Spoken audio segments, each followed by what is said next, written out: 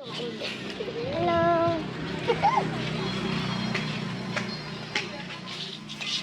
Muốn như nào? À đâu? Mới chứ? À. Mua hai tiền của Lý xin mình không? Có liên thư nó. Sẽ cái là nè. Tôm này. Sao. Coi. Cái đây mình nhờ. Cái của đây ạ.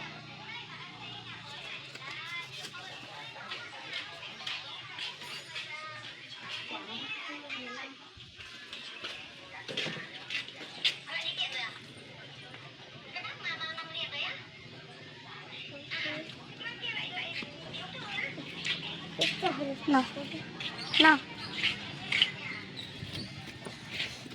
Đây là một xã giải chết rồi nè. Bây giờ mình nhỏ cho trả chết nè. Con làm nồi.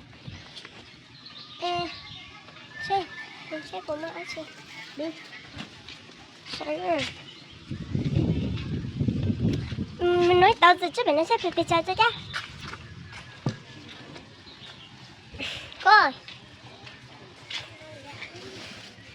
Mình ai xin này, mình bỏ nổ.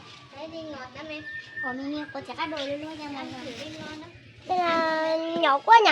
Nhỏ lên mà ngon. Hạt đó đấy. Ở đây ăn thử luôn luôn nó chỉ cái này nha con. Thử xem nào. Cả thứ à?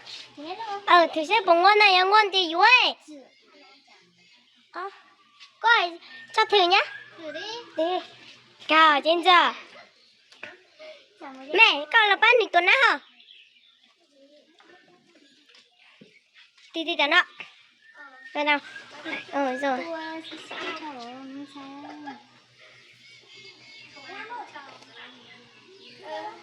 Nó cắn chỗ ăn không ạ? Ăn đồ ăn không hả?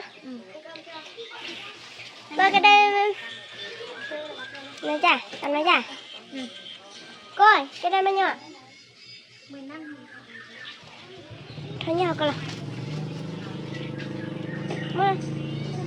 Mới hai tè em nữa. Đây cô ạ. Đây Mình quay bánh trưng nữa đi. À. Trưng ngày Thái nữa đi.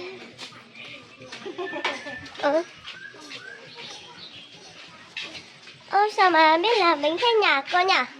Bánh ngon lắm đấy. Quay đi. Quay cho để ra ngoài xem.